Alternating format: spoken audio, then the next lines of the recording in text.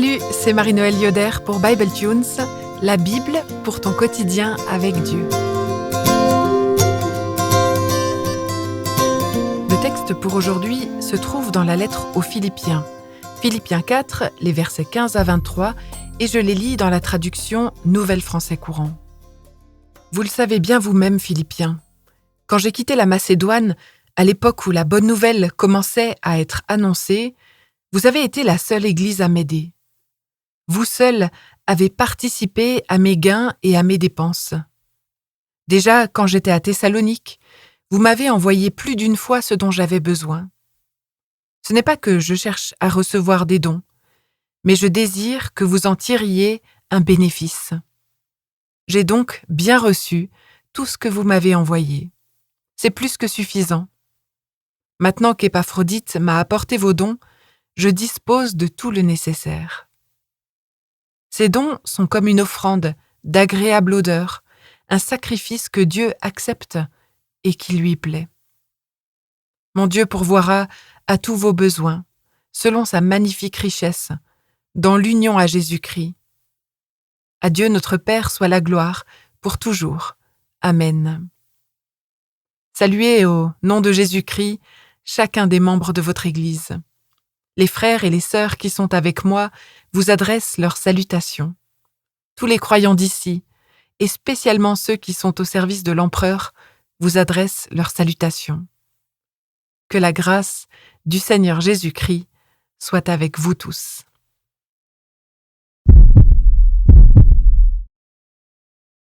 Paul termine sa lettre avec reconnaissance. Les Philippiens font du bon boulot et leur soutien au ministère de Paul en est la preuve. Ils ont le cœur au bon endroit, ils sont fidèles et généreux, ils ont compris l'enjeu de ce qui se passe. Quand Paul a quitté la Macédoine, la région où il y a la ville de Philippe, les Philippiens étaient déjà présents et ont été un soutien incroyable pour son ministère. On peut lire ça dans Actes 18. Après son départ de Philippe, quand Paul était à Corinthe, il travaillait en tant qu'artisan et faiseur de tentes. Mais après le passage des frères de Philippe, Sylvain et Timothée, Paul a pu consacrer tout son temps à la parole de Dieu et se centrer sur l'essentiel de sa mission. Paul sait qu'il peut compter sur les Philippiens et c'est vraiment précieux pour lui. Ici et maintenant, alors que l'apôtre Paul est en prison, il peut encore une fois compter sur le soutien des Philippiens. Ils sont fidèles et ils sont fidèles dans le temps, peu importe les circonstances. Pour eux, la communion, elle est engageante et elle est concrète. Alors l'apôtre Paul est reconnaissant, parce que l'amour circule entre Dieu et son peuple, mais aussi au sein des membres du peuple de Dieu. C'est beau de lire que les Philippiens ont participé dès le départ aux dépenses de l'apôtre Paul, mais aussi à ses gains. Si le ministère de l'apôtre peut porter du fruit, c'est grâce au soutien des Philippiens. Paul leur réserve même un petit clin d'œil dans ses derniers mots où il va annoncer un nouveau gain dont ils peuvent se réjouir ensemble. Et on va y arriver. Mais d'abord, l'apôtre Paul insiste au verset 17 « Ce n'est pas que je cherche à recevoir des dons, mais je désire que vous en tiriez un bénéfice. » Paul veut que ce soit clair, il n'est pas l'un de ces charlatans qui soutirent de l'argent aux autres et qui disparaissent ensuite plus loin pour aller soutirer de l'argent chez de nouvelles personnes. Ce qu'il veut, ce n'est pas du crédit pour lui-même, mais du crédit pour le Christ et pour l'Église. Il sait que la santé spirituelle des Philippiens passe aussi par la manière dont ils s'investissent pour l'Évangile. Quand on s'implique dans un projet ou dans un ministère, qu'on prie, qu'on donne pour ce projet, ça fait grandir le cœur pour le royaume de Dieu. Paul, du fond de sa prison, peut juste dire merci et être au bénéfice de ce don. Pourtant, il le sait, sa culture, elle repose sur la question de l'échange des dons. Et comme il ne peut rien leur rendre lui-même, il inclut Dieu dans le projet. Verset 18, « Ces dons sont comme une offrande d'agréable odeur, un sacrifice que Dieu accepte et qui lui plaît. » Les Philippiens donnent leur soutien à Paul, mais c'est Dieu qui reçoit le sacrifice. Pour Paul, chacun participe à la mission de Dieu. Il n'y a pas d'un côté les pasteurs ou les évangélistes, et de l'autre, celles et ceux qui travaillent dans le séculier. Pour lui, tout le monde a un rôle de prêtre à jouer. Paul et les Philippiens sont pleinement collaborateurs pour l'annonce de l'Évangile. Paul fait le travail concret de l'annonce de l'Évangile au fond de la prison, mais les Philippiens sont partie prenante de la mission. Et pour eux, elle commence par une offrande, par une somme d'argent générée dans leurs activités, comme peut-être celle de la vendeuse de pourpre Lydia. Les activités économiquement prospères offrent de belles possibilités de soutenir l'œuvre de Dieu. Au sujet des biens, Jésus lui-même disait « Ne vous amassez pas des trésors sur la terre, où les mites et la rouille détruisent, et les cambrioleurs forcent les serrures pour voler. Amassez-vous plutôt des trésors dans le ciel, où il n'y a ni mythe, ni rouille pour détruire, ni cambrioleurs pour forcer les serrures et voler. Car ton cœur sera toujours là où est ton trésor. » Matthieu 6, les versets 19 à 21. Quand les Philippiens amassent des trésors dans le ciel, le gain est double. Ils veillent d'un côté à avoir un cœur bien orienté sur le projet de Dieu, et en plus, ils permettent de libérer des personnes pour le ministère. Paul et les Philippiens ont chacun leur rôle à jouer avec ce que Dieu met entre leurs mains. Et on pourrait dire qu'à la fois les Philippiens soutiennent Paul et Paul soutient les Philippiens. Concrètement, un don, on pourrait dire que c'est juste de l'argent.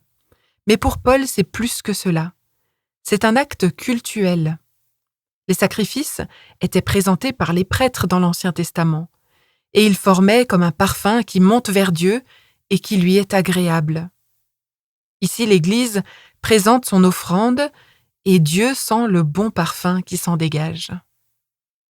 Présenter un sacrifice, ça fait forcément un peu mal. Mais le message est fort. Face aux multiples possibilités qu'on aurait de faire quelque chose d'autre de cet argent, pour notre confort notamment, nous choisissons de consacrer cet argent au service de Dieu. Autrement dit, quand on dit que quelque chose qui touche au royaume de Dieu a de la valeur pour nous, cela a aussi de la valeur aux yeux de Dieu. Et Dieu se réjouit quand nous sommes pleinement participants et participantes à son œuvre.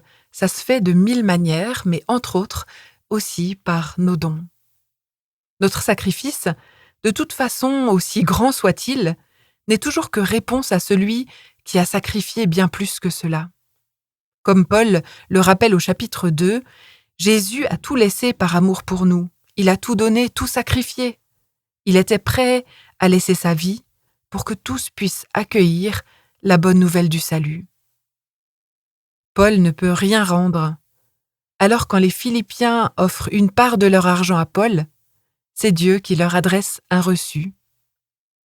Paul assure les Philippiens « Mon Dieu pourvoira à tous vos besoins, selon sa magnifique richesse, dans l'union à Jésus-Christ. » Dieu est tellement riche, il a de magnifiques richesses, tout lui appartient.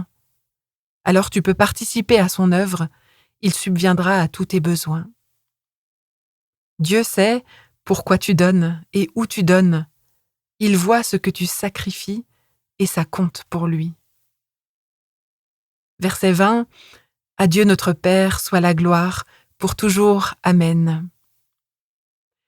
Et enfin, les salutations qui sont monnaie courante dans ces lettres adressées par l'apôtre Paul. Saluez au nom de Jésus-Christ chacun des membres de votre Église. Les frères et les sœurs qui sont avec moi vous adressent leurs salutations. Tous les croyants d'ici, et spécialement ceux qui sont au service de l'empereur, vous adressent leurs salutations. Paul participe à cette circulation de l'amour. Il cherche à construire la communion entre chacun de ses frères et sœurs. Il semble plutôt bien entouré. Son travail en prison porte du fruit. Et il transmet aux Philippiens non seulement les salutations des chrétiens de manière générale, mais aussi plus spécifiquement les salutations de ceux qui sont au service de l'empereur. Oui, Paul est en prison, mais avec toutes ces péripéties, l'Évangile est annoncé au plus proche de la cour de l'empereur. Les Philippiens et Paul ont chacun un rôle à jouer, et le fruit de ce travail leur est commun. Et toi, Quelles sont les œuvres ou les ministères pour lesquels tu es prête ou prêt à faire quelques sacrifices, en renonçant à un extra pour proclamer l'importance du travail accompli?